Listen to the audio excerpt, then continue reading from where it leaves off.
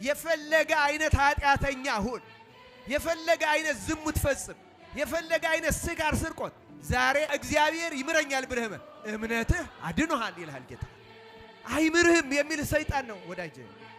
አይሰማህም የሚል ሰይጣን ነው። እግዚአብሔር ማይሰማን ክርስቲያኖች፣ ኃጢአት ያስቸገራችሁ ሰዎች ንስሐ እየገባን ደጋግመን የምንሰራ መቼ ነው ይሄን የምናቆመው የምንል? አይዟችሁ፣ በርቱ። እግዚአብሔር ልንገራችሁ፣ ተስፋ ካልቆረጣችሁ እግዚአብሔር ያን ኃጢአታችሁን ከእግራችሁ በታች የሚጥልበት ቀን ይመጣል። ክርስቲያኖች ተስፋ አትቁረጡ። ታገሉት፣ ግን ተቃወሙት። ያን ኃጢአት እግዚአብሔርን ለምኑት። አውጣኝ፣ ከዚህ ኃጢአት አውጣኝ። ክርስቶስን ለምኑት። በምንም መንገድ ተስፋ አትቁረጡ።